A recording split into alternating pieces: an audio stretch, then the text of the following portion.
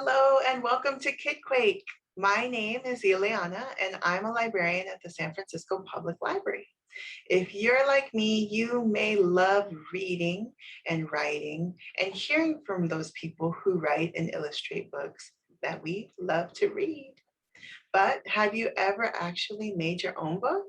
If you haven't, you will today. Marya Brennan loves working as Director of Programs at National Novel Writing Month, NaNoWriMo. She taught middle school English for 5 years, has written several beautiful, messy novels, one of them still in progress, and believes in the transformative power of fiction in creativity. We are all in a treat. Welcome, Marya. Thank you so much for that wonderful introduction. I'm super excited to be here with you today. I also love reading. I also love writing. But when I was a kid growing up, I never thought that writing a novel was something that I actually could do. So now that I get to work for an organization called National Novel Writing Month, it's super exciting because I get to help people all around the world of all ages write novels, some of them for the very first time.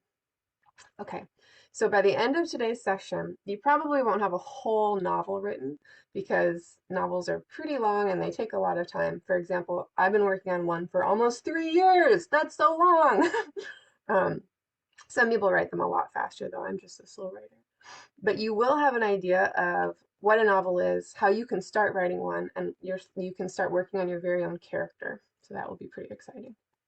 Okay, I'm going to go into my slideshow presentation, so my face will get very tiny, I think. Here we go. So like I said, my name is Marya, and I work for National Novel Writing Month, but I used to be a teacher. And um, my website that you can check out is at the bottom of this slide, and I'll make sure to share it again later because there's lots of extra resources there to help people like you write novels. But first of all, what even is a novel? So, a novel is a long book that tells a story of fictional or made up characters and events. They're different from stories like true facts about how to play baseball or the biography of a real life baseball player, because, like I said, they're totally made up. They come 100% from the author's imaginations. I bet you've read some novels too. You might call them something else like chapter books. Um, and I'd like you to think for a second, what are some of your favorite novels? Here are some of mine. I love The Hunger Games. I love The Giver. That was my favorite book growing up. The Hate You Give is a book I like now. And then Much Ado About Baseball, which is a book that you might have just heard about, is another example of a really great novel. Do you want to know the secret of how authors write novels? There's no secret. Um, and what I mean by that is that, like I said, when I was growing up, I thought only special people could write novels, that it was like some kind of, really hard thing that only certain people could do. But instead, there's no secret. Authors of novels are just people who practice writing their stories every day and get better and better. And then one day, they keep working on their stories, and then they get to become novels like the ones you see in your library. And that's something you absolutely can do too. Like I said, it takes a lot to write a novel, so we're going to focus on one piece today, which is characters. The main character is the person, animal, or thing that has the starring role in your novel. And in most stories, the character is on a journey to get the thing that they want more than anything in the world, whether it's to train a dragon, join the circus, or win the national taco eating contest. Some examples of characters, like I said, from the Hunger Games, there's a main character named Katniss who's trying to save her sister. In The Hate You Give, the main character's name is Star. And then Much Ado About Baseball has these characters, Trish and Ben. And characters are really important because they're the people that we spend the most time with when we read a novel. And if they're boring, then no one's going to want to read the novel. Here's an example. Boring character. A girl named Maggie who's pretty okay. It's like, good for you, Maggie, but I don't really want to spend, hours and hours reading about someone who's pretty okay. Here's a unique character. A girl named Maggie who's obsessed with giraffes, braids bright ribbons into her brown hair, gets super annoyed when anyone hums or whistles, is learning how to read minds, and dreams about going on a trip to East Africa one day. Now, that is a Maggie that I would be excited to spend pages and pages with because she feels like a real person. She's super unique. She's really interesting. And she's 100% made up. I made up all those details myself. How do authors, like you, like me, um, create characters? Well, first of all, there's no one right way. There's a lot of ways to do it. But one thing that all authors have to do is get to know their characters so well that they feel like real people. Um, like I said, no one wants to read a story about someone who's pretty okay, and that's the only detail we ever learn about them. So I thought we could try a sort of weird character creation exercise together called From the Ground Up. All you need is something to write with, a blank piece of paper, and your imagination. And that last part, your imagination, is super important because, like I said, novels are completely made up. They come from the author's minds. So you really have to work that creative muscle of like imagining details everywhere so that you can create something totally made up too. Here's what the exercise looks like. So I'm not much of an artist, but don't worry, you don't have to be much of an artist to do this. You have to first draw a little stick figure in the center of your paper. I made mine really tiny because I knew I was going to write a lot around it. And then you're going to label 6 things. Well, actually, it's kind of like 7, sorry. There's just 2 threes.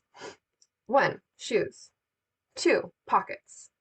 3, and 3, because there's 2 hands. 5 things they love, 5 things they hate, like 5 fingers. Label the mouth, but label it voice instead of mouth. Label eyes, and then at the very top, hair and habit. And you might be thinking to yourself, what the heck is she doing with this? But I'm going to explain. So here are the things we did. We drew a stick figure, labeled shoes. Next, we're going to draw or write an answer to what kind of shoes is this character wearing? What do they look like? Pockets. What's this character keeping in their pockets? Hands. 5 things this character loves, 5 things this character hates. Voice. How do they talk? What phrases do they use a lot? Eyes. What are they really good at noticing? 7, hair and habit. What does their hair look like? And what habit do they have with it? And you still might be thinking, wow, what the heck is she talking about? But I'm going to show you right now, don't worry. So if we were doing this for myself, like I could fill this out for myself right now. I could write about the shoes I'm wearing. I could tell you 5 things I love, 5 things I hate. But we're making up a character. We're not writing about ourselves. We can borrow from our own lives or from the lives of people we know, but we're also making up something new, which is really exciting. So I started with shoes, and I thought, well, what kind of shoes could this made up character be wearing? And I remembered these old beat up red and white Converse sneakers that my brother used to wear when he was little. So I gave those shoes to my character, really dirty ones. Then I talked about pockets, number 2. And I thought, what do people keep in their pockets? And I took me a little bit of time imagining this, but I came up with lucky pennies, gum wrappers, and then I don't know where I got this idea, but I decided to give this character a Sharpie marker for doodling on things in their pocket. And then I started thinking, oh my gosh, they're not just doodling on paper, they're doodling on those old shoes, and they're doodling on the walls, like of their room, which I was like, uh-oh, they're gonna get in trouble. But I started to get excited because like a little trouble is kind of exciting with a character. And then I had to think about 5 things they love, 5 things they hate. And I was making these all up. They're all coming from my imagination, but like I said, I borrowed a little bit. So I thought, well, they have the Sharpie, so they love to draw. I also decided that they loved chocolate fudge ice cream. I don't know why, that I just made up. I didn't just say ice cream, I gave them a specific ice cream. And then I thought, well, they like these old comfy shoes. Maybe they like to wear big sweatshirts. Maybe they like to watch TV with breakfast. That one I borrowed from when I was a kid. I liked to do that. And then also right now I love dogs, so I decided to give them that one too. They can love dogs. Okay, 5 things they hate. This one's fun too. I was thinking, well, they love to draw, but they're drawing on the walls, like I said, so they probably hate getting in trouble about drawing. When I was growing up, I loved school, but then I decided this isn't me, right? This is a made up character. So I decided to make them the opposite of me, and they hate school. This character, I decided, also hates people who are mean to animals because they love dogs. That made sense to me. They also hate red fruit. Honestly, I don't know where I came up with that one. The imagination is an amazing thing if you just like start working it, and that just popped into my head as a funny detail. Like they hate anything that's red, a red fruit. They also hate riding in cars. That one I borrowed from my husband. Like I said, you can borrow facts, and he hates riding in cars because he gets car sick. Okay, we're halfway done. Voice. this person, how do they talk? Different people talk different ways, right? So some people talk really loud and some people are shy and some people have accents and some people have phrases they use a lot. So I decided in this big sweatshirt with their old shoes, this character mumbles. They hate to speak up or get called on, and they're always saying, "Oh my God, seriously?" when they get in trouble about drawing. Eyes. This question was, remember, um, what are they really good at noticing? And what I mean by that is different people notice different things. Like, I really love birds, and so when I'm on a walk, I notice all these birds that nobody else is noticing. My husband loves trees, so he's always noticing all the trees. He's like, "Oh, did you see that elm?" And I'm like, "No, I didn't even see that." So I decided that this character, since they love to draw, they're really good at noticing all the different graffiti tags in their neighborhood. So all the different spray paints or sharpied graffiti tags. They see all of them. And then I started thinking, oh, that's kind of cool. And then finally, the top of your head, hair and habit. So I decided to describe my character's hair, but also the habit they have with it.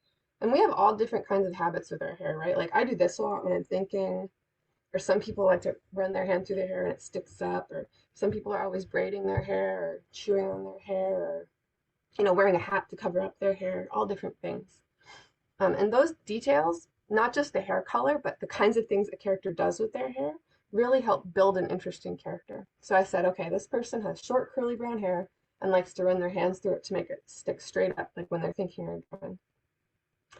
So I just went through a bunch of stuff and I started with literally no idea of who this person was. But as I went, I started thinking and thinking, and then I got to the end and I had this picture in my head of this like cool character, loves to do graffitis, getting in trouble, wearing their big sweatshirt, loves to draw, mumbles a lot. And I had to give them a name. And the name that popped into my head was Avery. So I named my character Avery. That was a lot of details about the character. But if you go step by step and you use your imagination, you can come up with something just like this too. The next step is to take all these details and write a little paragraph about them. And as you're writing the paragraph, you want to see if you can discover what this character's big want is, like the thing they want more than anything else in the world, and also their big problem. Another thing you have to decide when you're writing about the character is you're going to have to start using pronouns like he, she, or they. So you have to decide what pronouns your character uses as well. And Avery came to me and I decided they use they, them pronouns. So that's what you'll hear. And as you're writing, you might discover new details that you didn't even come up with in your drawing. And that's okay too. That's how it works when you write, when you're coming up with a character. The more you write, the more you discover about your character and the better and better your story gets. Here's the paragraph, or two paragraphs actually, that I came up with after drawing my character. Avery is a 12-year-old who loves to draw. They draw all the time, all over their old Converse sneakers, on their desk at school, and their walls at home using a Sharpie marker they keep in their pocket. That was one of my details, remember? Their parents get pretty angry at how much they draw, actually, and wish that they would pay more attention in school instead. But Avery hates school. They hate getting called on and always just mumble an answer. They even hate the ride to school. They get carsick. Those were all details that I had in my drawing, but now I'm putting them into this story. When they walk down the street in their neighborhood, Avery notices all the different graffiti tags made by different artists, even the hidden ones that no one else sees. And then I started thinking, oh, I think I know what Avery wants. What Avery wants more than anything is to learn how to do graffiti. The only problem is their parents hate everything about graffiti and would never let them take a class or practice. What will Avery do? Um, as I was writing that, I started getting really excited about my character, just those details that I came up with, and I started thinking of more and more as I was writing. And I'd be really excited to write this whole novel about this kid named Avery who really wants to learn how to do graffiti, that is, struggling against their parents not wanting them to do that at all and wanting to pay attention in school instead. Um, After you do this, you can keep working on your character and story. You can keep writing. You can draw another stick figure thing and label new things. You could label like what kind of pants they're wearing, or you could label like what does their face look like. You could draw a map of their home and label all those things as well, like where do they hide all their dirty clothes and what does their bedroom look like. There's so much more you can do as you keep discovering your character and story. And it's really fun too. I feel like I met a new person today and made a new friend, even though there's someone I totally made up. If you want more support creating your character or anything else to do with writing a novel, like I said, you should check out our Young Writers Program website. Here's the address. Oops. We especially have these things called Young Novelist Workbooks that have a bunch of activities to help you write. Discover your character, write your plot, plan everything out so that you can write a novel too. And honestly, I would love if everyone who watched this wrote a novel because your story matters and you're the only one who can tell it. I can't tell it, your parents can't tell it, other professional authors can't tell it. You're the only one who can tell your story. And then I just wanted to give you one last high five. Thanks for doing this with me and sharing my love of novels and my love of writing. And I can't wait to see all the stories that you come up with next. That high five is epic. Yay. Thank you so much, Marya. That was incredible. Since everyone's going to be doing some writing or typing, I want everybody to stretch their fingers into a heart and give a heart over to Marya You for can do that it. fantastic workshop. Yes. Be Thank sure you, to Mark. check out, the Young Writers Program. And before we leave, I just wanted to remind everyone that you have a library card at the public library called your Scholar Card. And if you forget your library card number, you just visit your local library. We're open, and ask the library workers for your library card number. This will give you access to a ton of books, movies, audiobooks, inspiration for your next novel. Thank you so much for joining us today, and we look forward to seeing you at the San Francisco Public Library. Thank you.